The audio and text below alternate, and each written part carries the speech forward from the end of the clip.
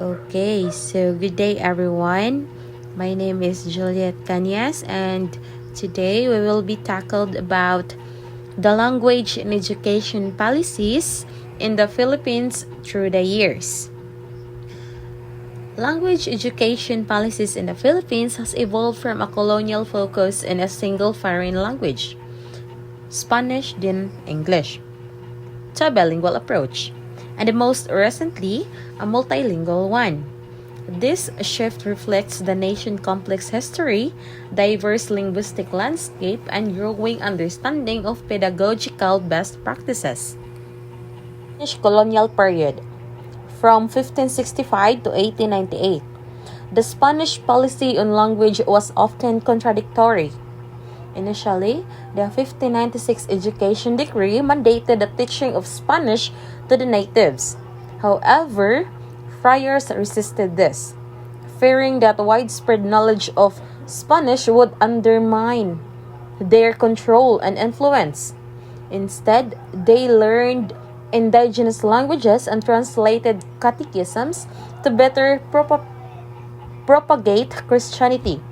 While there were some schools for the elite that taught Spanish, the majority of the population remained monolingual in their native tongues.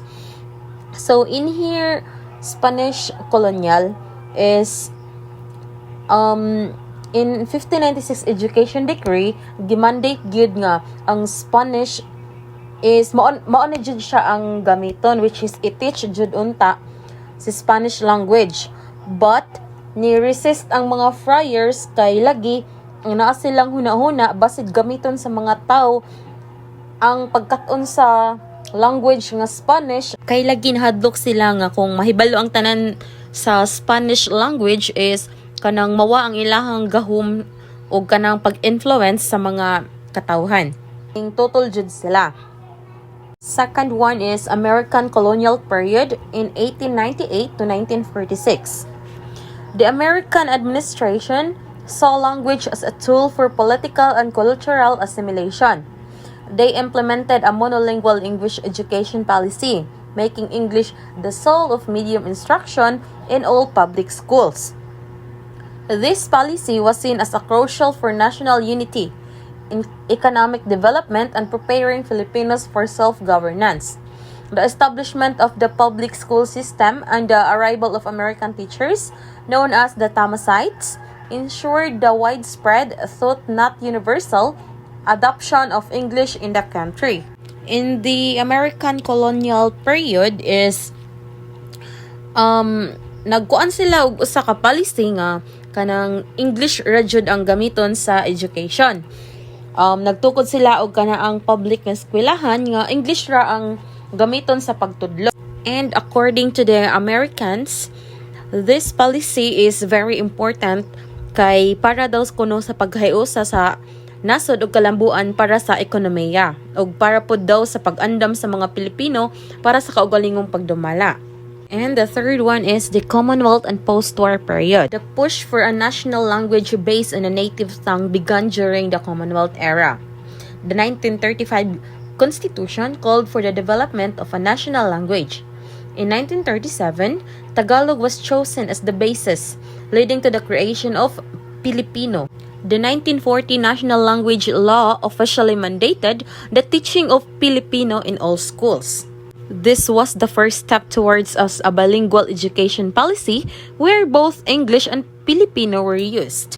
The 1940 National Language Law refers to main legal acts, which is the Commonwealth Act number 570 on June 7, 1940, which made the Filipino national language an official language effective by July 4, 1946. And the last one is the Executive Order number 263 from April 12, 1940, which mandated the teaching of the national language, which is the Tagalog, in all public and private schools, beginning from June 19, 1940. These laws were crucial steps in developing and promoting the national language used for education and as an official language. So, in the 1940 National Language Law is diri na jud na legal ang national language, which is the Filipino or the Tagalog. And it is used also both in public school and sa private school. Next is bilingual education policy in 1974. This policy was officially institutionalized through Department Order Number 25, Section 1974, and later reinforced by the 1987 Constitution. It is established a clear division of subject by language. First is Filipino, which is renamed Pilipino.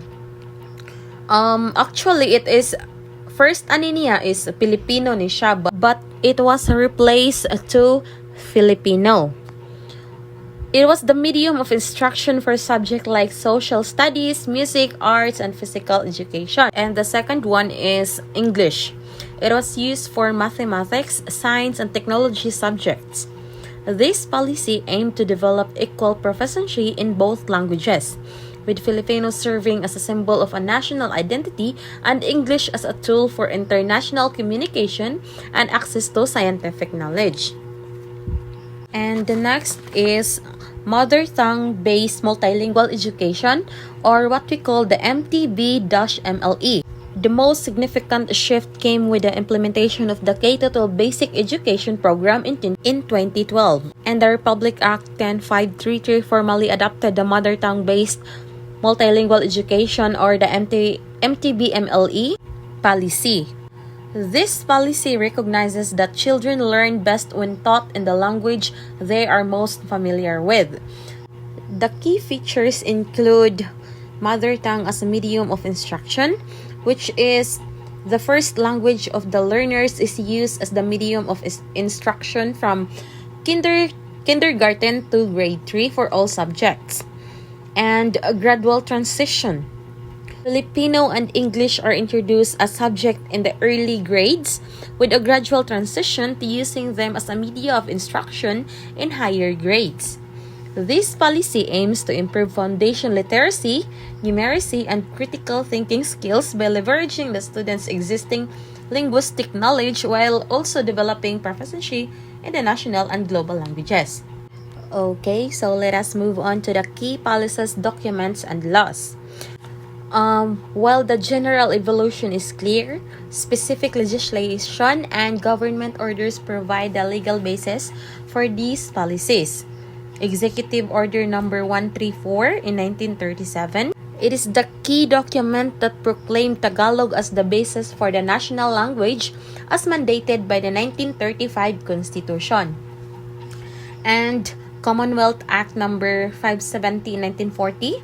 This law officially made the national language, now known as Filipino, one of the official languages of the Philippines.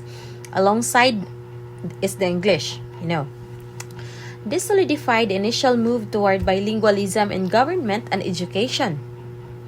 The next one is the Presidential Decree Number 1177 in the 1977.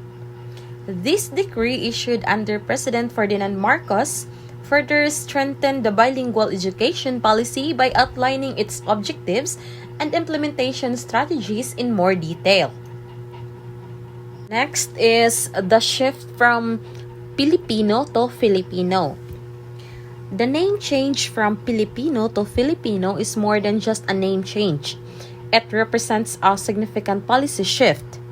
The 1987 Constitution officially adopted Filipino as the national language.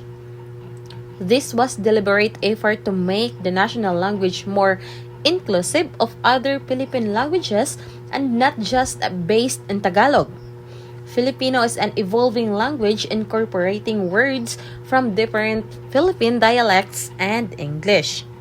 There is also a challenges and debates.